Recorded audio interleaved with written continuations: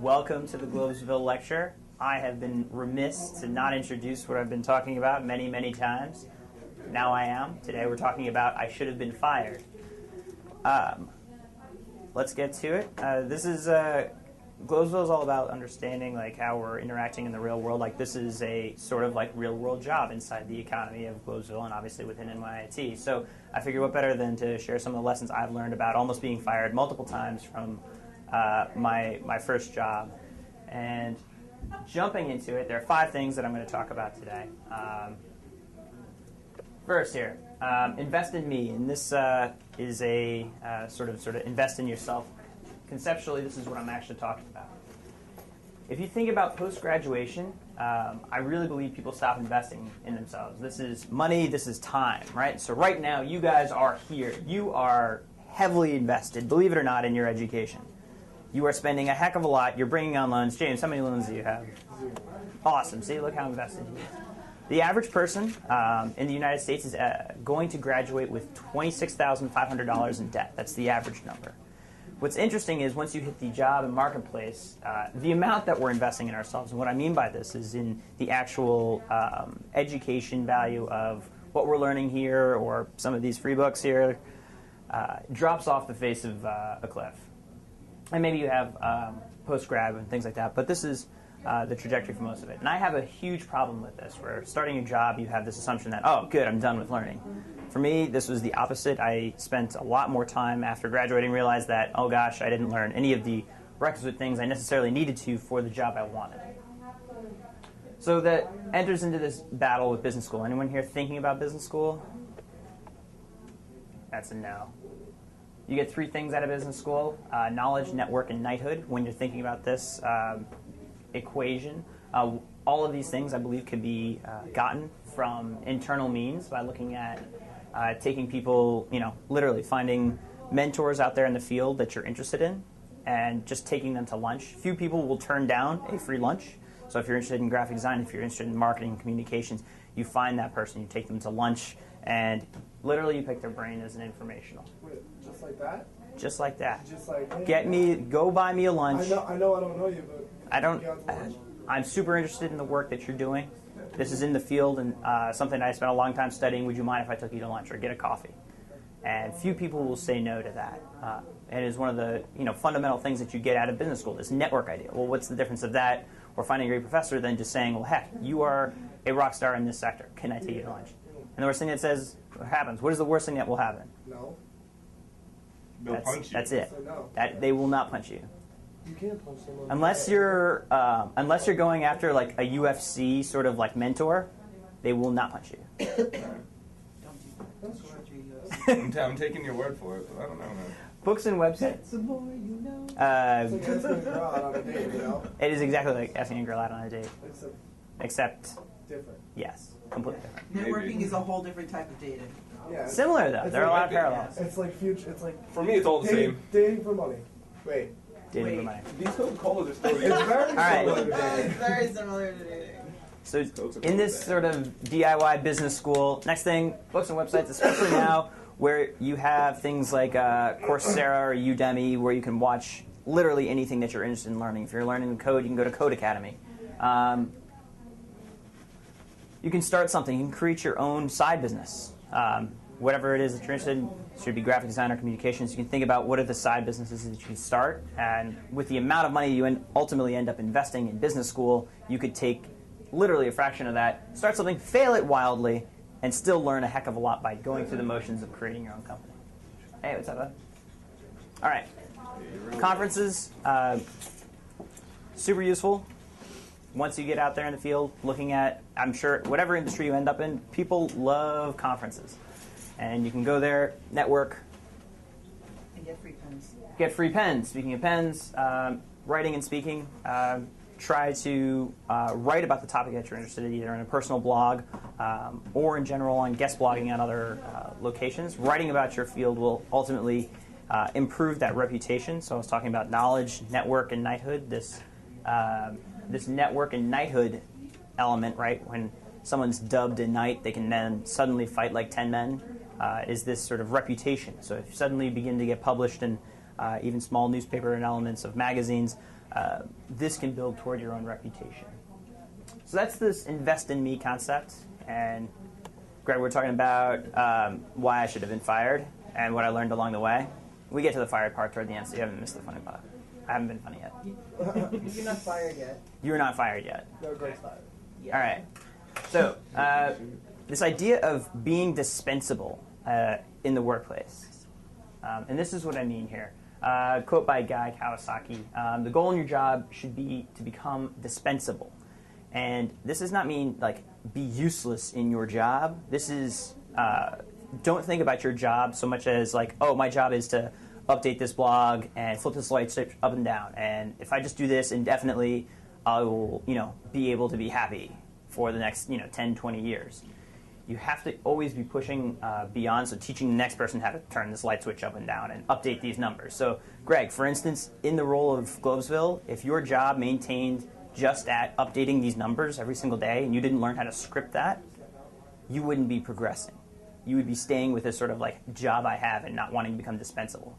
Though you could create this sort of like little island around yourself saying, I am the gatekeeper of updating this spreadsheet and that is how I define myself. This is probably not a good strategy long term.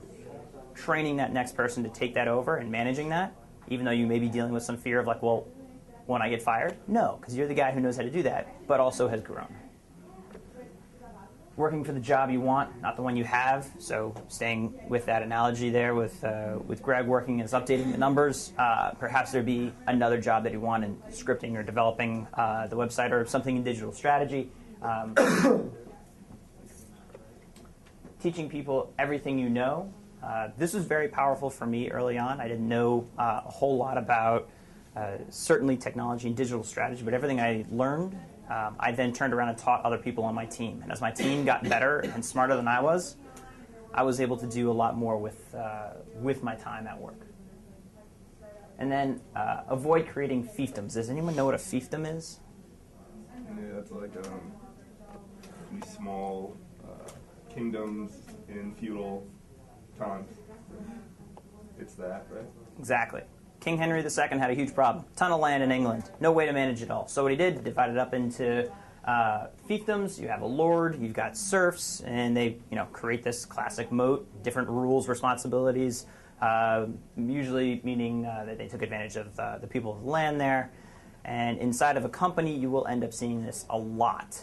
This could even potentially be a fiefdom. If we were just on this digital team, we say, well, nobody can possibly have access to analytics, to our data. You have to ask Greg. You have to go through us to do anything at all. And it wasn't more about open communication and training and working with other departments. That would be a sort of fiefdom. So don't create these.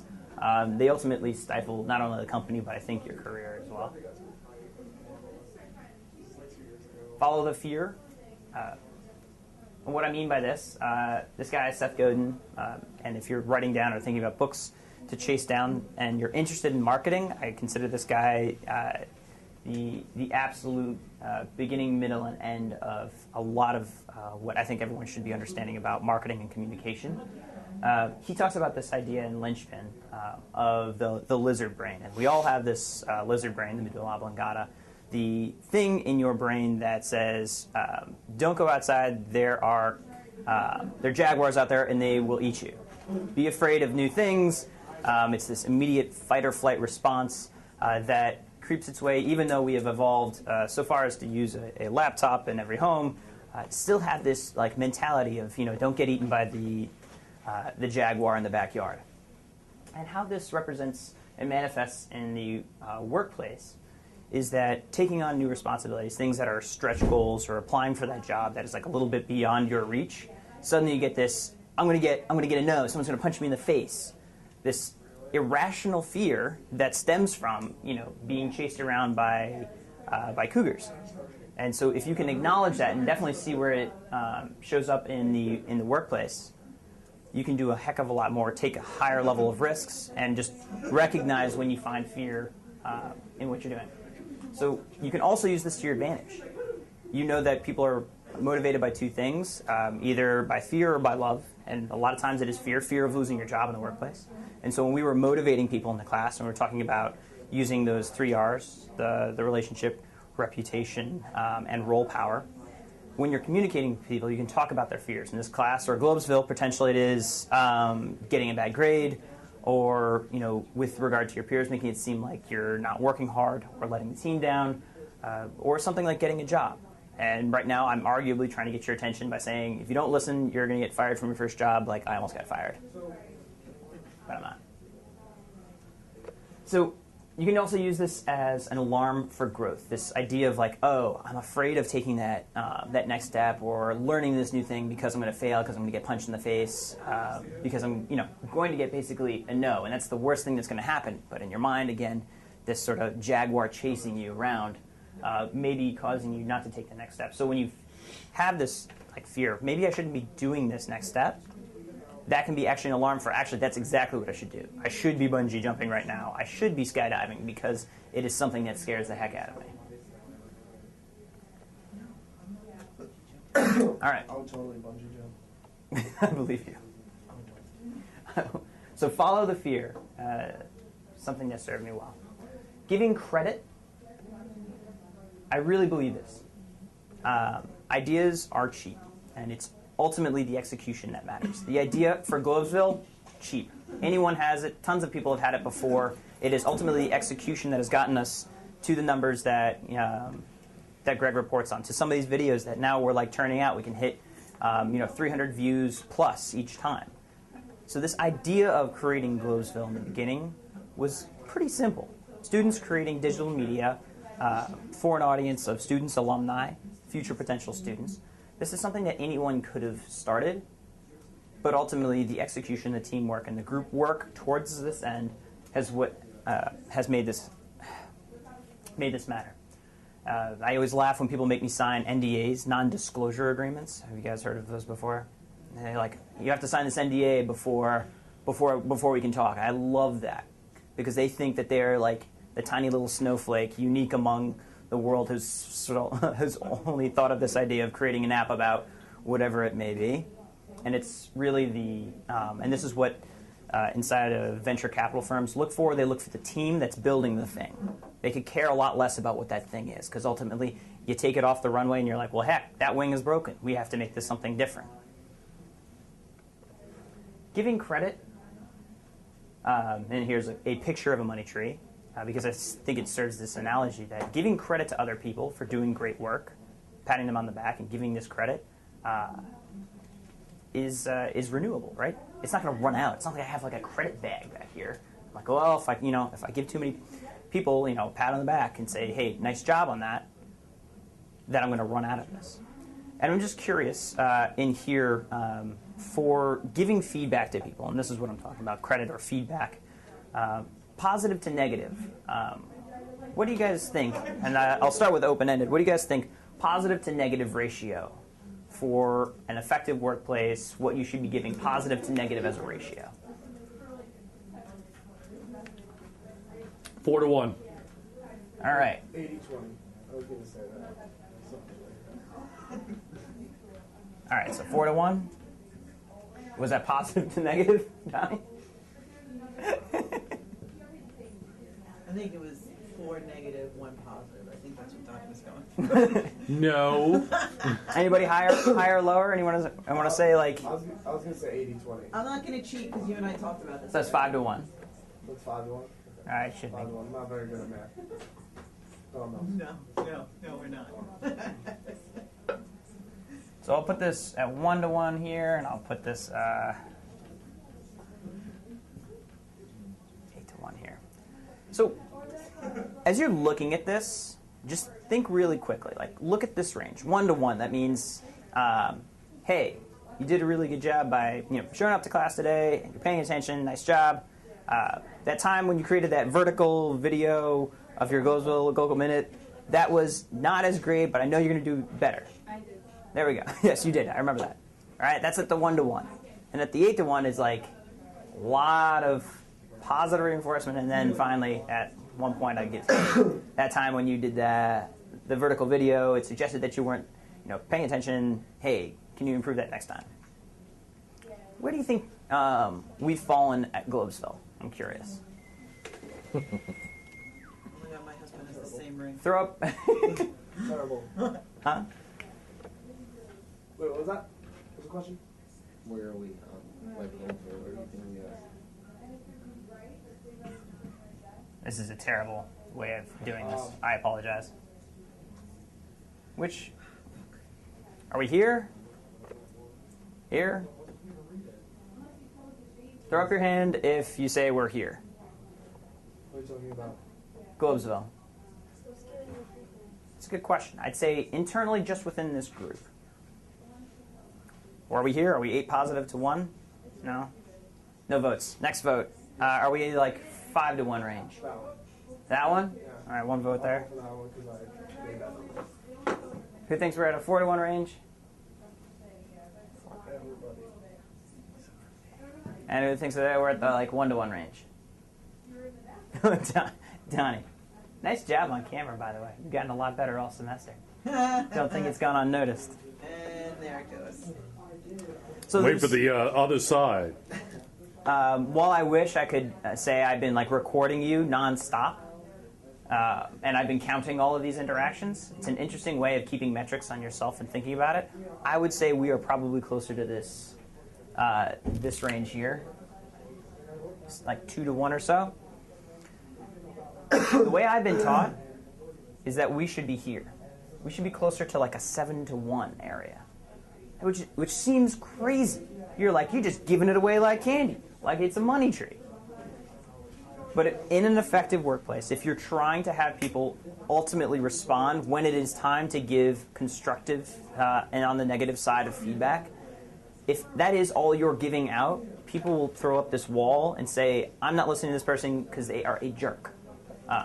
And so by tempering it with, and honestly, you can use the positive side just in the same way as the negative.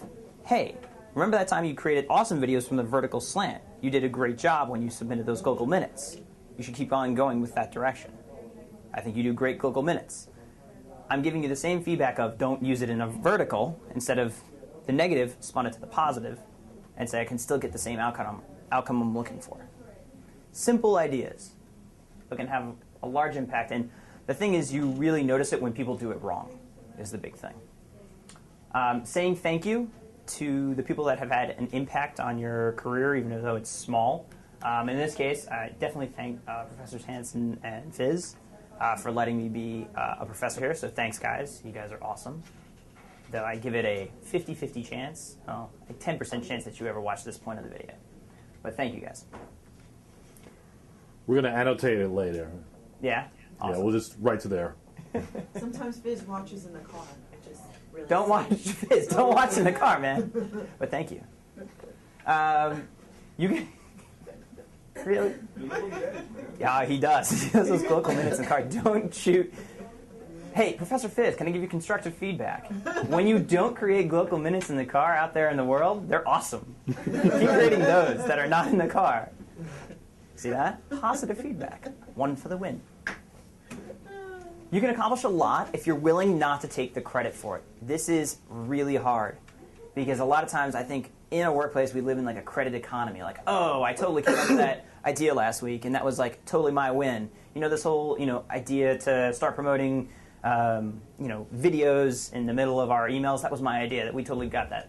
And really, that is probably a less of a long-term way of growing, as opposed to if you're willing to, and if you want to make a change in the organization, if you want to make a change inside of this sort of digital world. He's very welcome. Tell him. Fizz just texted me. Fizz, if you're driving right now, not happy. Not good. That probably actually scared him. He probably did really well.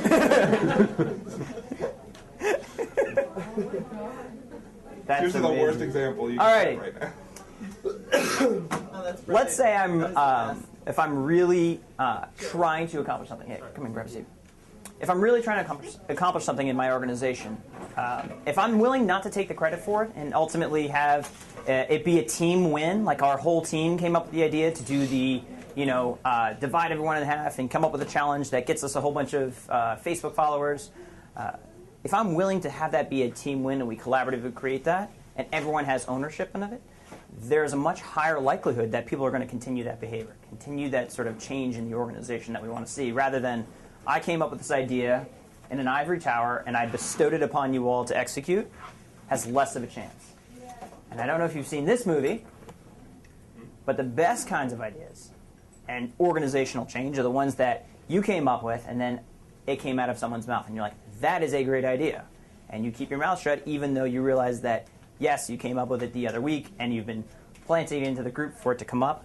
But when it comes out of somebody else's mouth and they assume ownership of it, you have won in terms of making that organizational change. So that was good credit. This is a lecture about how I should have been fired. I feel like that's a really hard one to sell. We're still getting to it, huh? I feel like that was a really hard one to sell. I feel you, but I feel like, I don't know, in the greater, everyone's going to be like, but I did that. Like, come on, man. It's a hard one to sell. Yeah, no, It is. I agree, though. And as soon as you end up in the workplace and you have that thing, you're like, they totally took credit for it. You're like, the overall win of the team, and you're on a winning team, and people recognize that, you get 10x. That's sort of like, hey, I scored the winning touchdown, everybody. You guys suck. Screw you, quarterback. Yeah. Screw all of you. Screw you, offensive line. I'm the man. You know what happens next week? Knee injury because no one was watching your back. That's what happens. Your quarterback leaves you stranded with a safety coming waist high at you. Every time, right, James? It's the game, man. It's the game. All right. I've actually been in meetings where I wanted to scream and choke my boss because I would have been in a meeting with my boss and be like, "Do you have any ideas on this?" And I'll be like, "Yeah," and I'd give him a bunch of my ideas, and then I'd be sitting in a meeting in the back taking notes because I'm not even supposed to be there. And he would be like, "You know what? I had this great idea today, and it was exactly what I just told him." And I would be like, Perfect.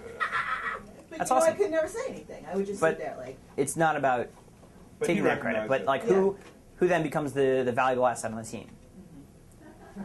So this idea of shipping it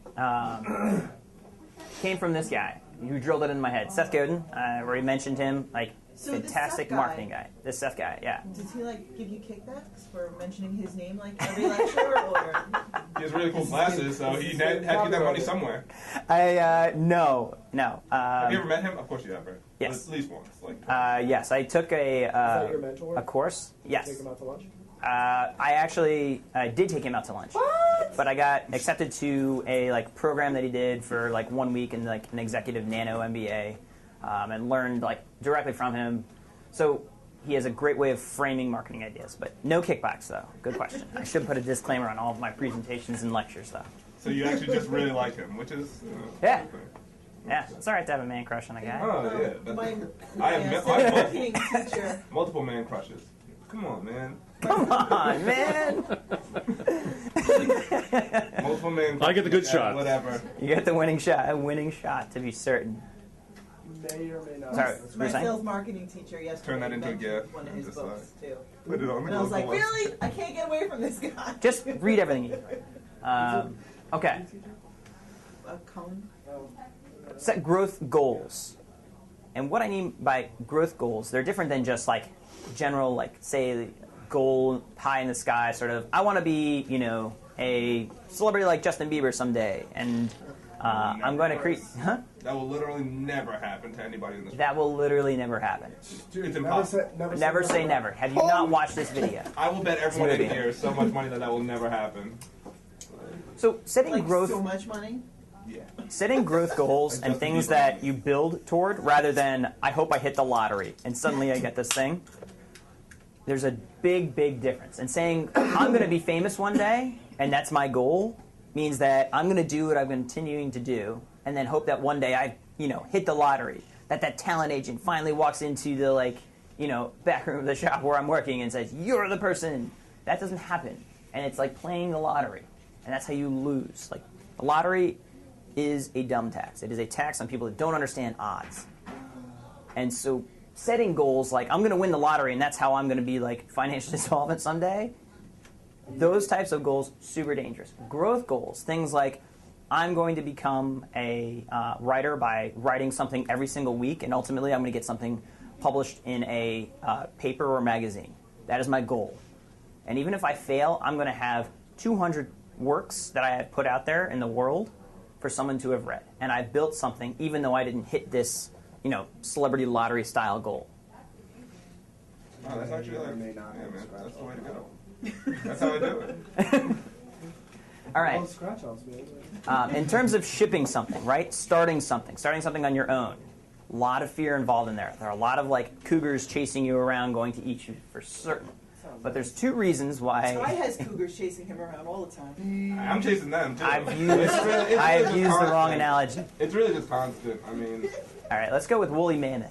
yeah, I'm not really. into that. Jaguars, yeah. Jaguars are pretty sexy. Jaguars? So Jaguars. there's two reasons I can say indefinitely that you should not start whatever you're going to, whatever you've been thinking of or even trying to do on the side even. And those two reasons are it's never been done before and it's not going to work. I guarantee whatever you've thought of, it is the first time anyone's ever been doing it and it's just not going to work. Or conversely, you know what? That's already been done before. Someone's already done that. You're not going to be successful because they've already done that. My Diet Coke for horses idea is pretty good, and I think that it could go a long way. Well, it's never been done before and it's not going to work. What? How can you tell me it's not gonna work, dude? Like, what do you mean? I'm making the point that But do you really think that? I think it's a good idea. I think execution is what matters on that. If you're able to execute and find the people that love horses and start writing a blog and the merits of Diet Coke for horses, I think there's a lot of fat horses out there. And you could potentially be offering this product, the magic bullet that solves it. I feel like there's not many fat horses. That could be a thing. Dude, come on, man. There's a lecture going on. I didn't mean to crush your dreams. Yeah, I mean, And it's all good. I'm gonna keep working on it. I'm making the point, right? Vanilla People are going to tell you one of those two things to say it's not going to work. Alrighty. Gotta have the trouble. Inside of Glowsville, we've talked a lot about building up the social reputation, right? The total Facebook, Twitter, YouTube subscribes, all of these elements toward the brand of Globesville. Something we never ultimately talked about also is inside of Globesville, your all's reputation. That means how many Facebook, Twitter, I guess Instagram, Vine, whatever the new social network that will come out in the next week and make this lecture obsolete, how that all integrates with Globesville. And so we have, Globesville at the top, let's say.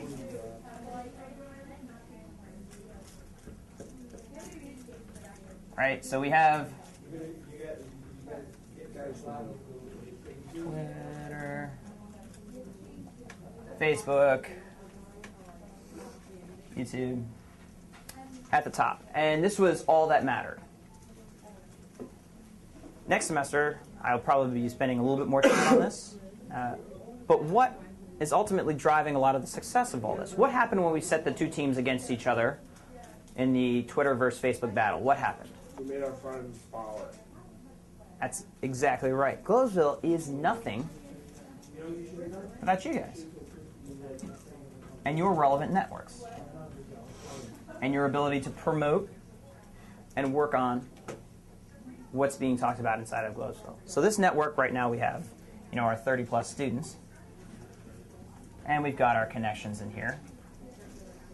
They're here, obviously a lot of conversation, but it's really about how this applies to this external network beyond. So each one of us easily reaches then within a couple degrees of separation, and you're thinking about Metcalfe's law around the number of connections inside of a small immediate group, but then that expands to a larger network. When we come up with a message and we see, hey, here's this video that we all worked on to produce, we push it out to Facebook, and on average we have 350 Facebook friends for millennials in general. 350 is the average that we push it out. And we get this extra bump, which then, of course, increases the stock of Glowsville. And so your own personal brand and reputation and growing that, this, as superficial as it is, your total number of friends, your influence across these networks. Influence, by the way, who knows one of the most popular measure of influence on social media? Who's familiar with it? Years? Well, yes, but I'm saying what is the Hasn't Conan been score? trying to be the number one influencer, like in the world right now? What? Isn't Conan trying to be like the number one influencer? Him and Stephen Colbert, aren't they like competing? So Among other things. clout. And the Yeah, cloud score. Cloud score. Okay. No, I spell cloud with a K. Yes. I did not know that. Yes. I learn something new every day. Boom. My job here's done. Yeah. Championship status. So clout, this idea of influence. And we're looking at the fact that even inside of... Did you just mic drop your marker? Yes. Yeah. Why not? I get one mic drop per semester. It's in the contract. And you didn't do it. Yeah, this is the first time. Did you do it last semester? That's right. I get two this semester. Ah, yes. Rare. Got the carry. The Morrissey of.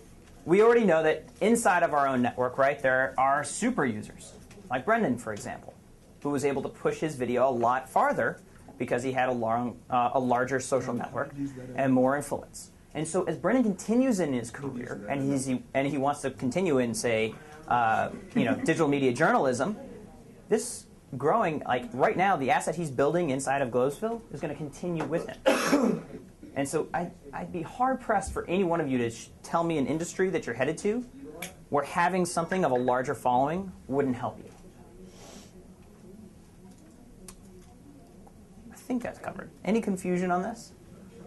So are we fired or what? Are we fired? No, we're not fired.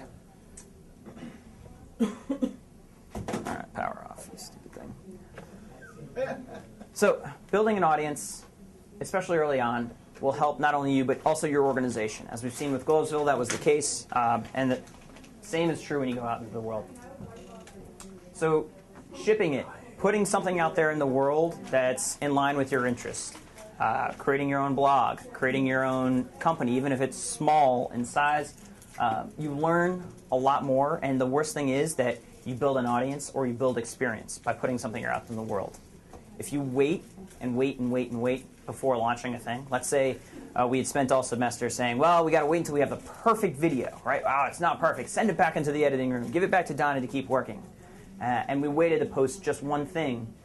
Would we have really been learning anything or building anything from our mistakes sometimes? There's no way. If at the end of the semester we suddenly posted everything live and then didn't look at the fact that, oh, what impacts video audience retention?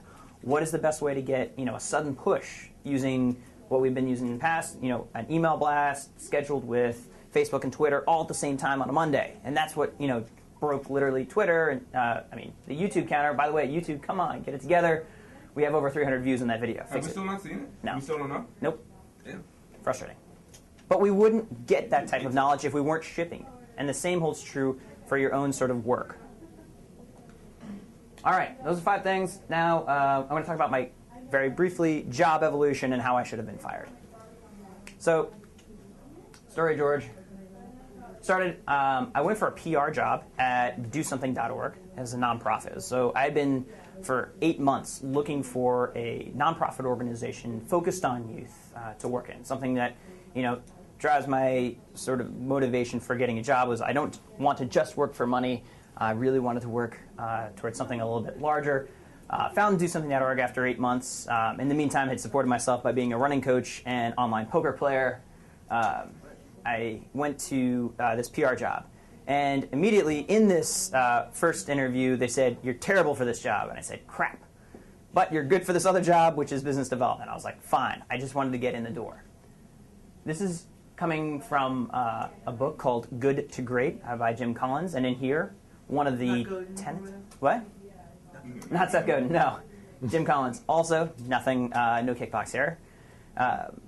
Inside of this, one of the tenets here is getting the right people on the bus, is a term that they talk about as far as getting the right people on your team as you're building it. And so when you're applying for jobs, even though it may be the wrong job, if you sell yourself and you position yourself inside of your company as the right person to be on that bus, meaning you understand the culture, the direction of the organization, and you have a genuine passion to work there, that will come across. And a lot of people have read this book. And the people that are running great businesses have certainly read this book. And one of those tenets are getting the right people on the bus. So Nancy Lublin hired me for a different job, and I went into business development. Inside of business development, it was not the job I applied for, and I ultimately realized very quickly that here's the job I have, here's the job I want, and here's how I divided my time. I did spend a lot of time on the job of, pitching people the organization of DoSomething.org and trying to get sponsors to come in. But ultimately, I was working toward the job I wanted, which was in the field of technology. And I realized that for DoSomething.org, a nonprofit focused on leveraging online to produce offline action, that the person controlling the technology in the organization and digital direction was ultimately going to have the most impact, especially with where we needed to go. And that was the job I wanted. And I spent a lot of time on that as well. And that is definitely a point where Nancy almost fired me. Literally, was days away from saying, "You're fired." And instead gave me a chance to work more in a digital side on content and marketing. And this is a point where I go through this dip, where I have, your initial onset, I'm inside my job, I'm kind of understanding what I'm doing, but now I'm heading into this point where I'm not seeing a lot of return, where I have to do a lot of studying, where I'm focusing on learning core coding technologies through the W3 schools of HTML, CSS, and PHP, a whole bunch of other acronyms that were, literally never taught to me. Learning this content management system, Drupal, a lot of new things, and I screwed up a whole bunch. And I knew that there was this upside potential if I could spend enough time at home studying these things to get up to this point where I was able to build upon. And going through that dip, again, I was literally almost fired because I wasn't able to necessarily produce what I needed to within the organization. I was able to do my job, but constantly on the brink because I was working toward the next job that I wanted within the organization. Man, so you actually had to work hard and all that stuff that, Yeah. us regular folks have to do. Well, I don't know what that means. Yeah. So instead of getting fired, Yeah, man. I got a chance, and I asked. Basically, I said, at this time we're looking for a chief technology officer, a CTO, and I said I want that job, and I got it as a trial basis. Basically, if you're going to take this job, but if you screw up, I know, I'm fired. So I got the chance to become the director of technology of the organization.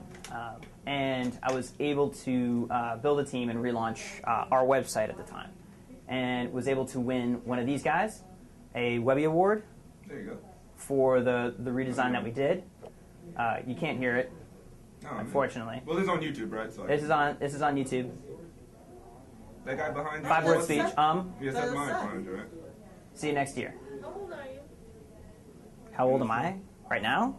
In there, were you 12, No, right 13? now. Oh, there. Who's behind you?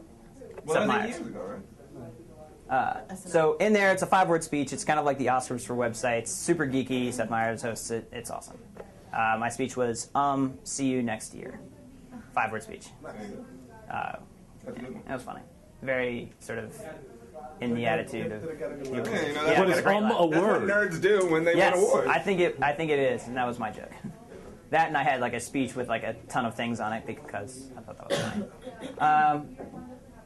Also, I got the chance to go on a 1-month sabbatical to Mozambique and help them build a distribution network. So we won't watch that Baby guy. George is so adorable. I got to build a distribution network inside of Maputo for the largest free paper Aberdad. Learned a heck of a lot there, including my knowledge of Portuguese is terrible. There was a week where I literally screwed up the delivery of papers for the entire city, and they knew it was me, and I was like, oh God, this white devil has come in and ruined your entire system. And I was like, I will fix this. The next week I did fix it. They're still using that distribution system. But one of the lessons I learned out of that was pay attention to the audience and the local knowledge as much as humanly possible. One of the things I realized is that I didn't have the full trust of the organization when I rolled it out, and they hadn't given me the official spreadsheet of what their delivery was, so I used an old one and had rolled that out instead of really making sure I had all of the relevant information before jumping into a solution. Became the CTO. I got that Nano MBA, the chance to work with Seth Godin, which really shaped the next step, which was creating my own business. Blogged for the Huffington Post. I created this group called CTOs for Good, something that any one of you can do when you go into your field. You can create a group of like-minded individuals that have the same professional direction. By grouping them together, creating this idea that, hey, we are going to share ideas with each other and help each other in our careers, you can build on your own reputation and your own knowledge. That was CTOs for Good. I also became self-described social chair of the organization and gets into, you have two jobs, I think, whenever you're inside of an organization and inside of Globesville even. You have this sort of like work I need to do, and then you have this sort of extracurriculars. But this is the culture of what we're building. And this is, everything from going out to bars, karaoke, kickball, softball. I was always trying to lead these extracurriculars because the people that you work with ultimately are your work family. You spend more time with them than anyone else in your life. It might as well be fun.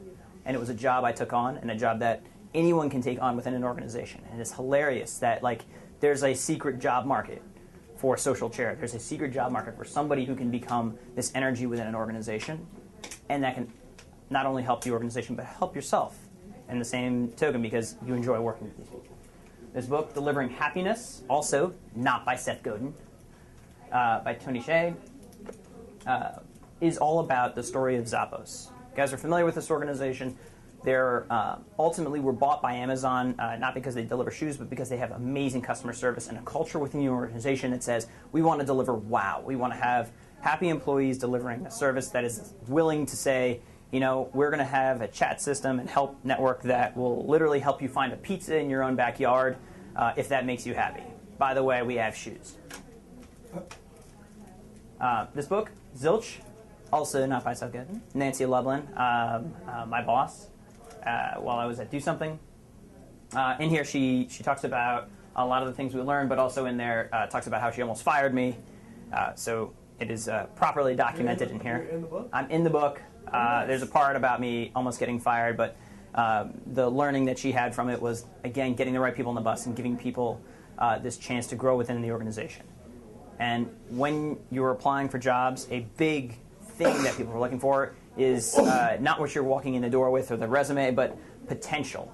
They kind of like betting on horse. They like the lottery of this idea that maybe I have just hired in a rock star that can grow into something. That type of potential is the most attractive thing that you're selling somebody whenever you walk in the door, not on the resume. Now I'm a chief whaler, work at the Whole Whale Company, really enjoying myself, and of course I'm a professor, which I'm incredibly grateful for. Hey, let's Valentine's Day. And I'm still figuring out what I'm learning here, but hopefully I won't almost be fired from this job as well. So finally, thanks to the guys that got me involved with NYT. And I will leave my I should have been fired lecture there. Any questions? If this was a job, would I be fired or not? Job evaluation-wise, the sunglasses are off-putting, but you do your work. And so... Is there really a competition? That's the one-to-one. Glasses and doing Yeah, your work? I'm at one-to-one. Okay. I'm at one-to-one. No, I think you're a wildly talented writer who's been underutilized. So the glasses stay. I'm not thrilled with the glasses. It doesn't make sense. When you It's get not a even real job, nighttime. you can't have them. Yeah, no, I'll just wear the other ones. No big deal. All right. Who wears Are those sunglasses inside? prescription?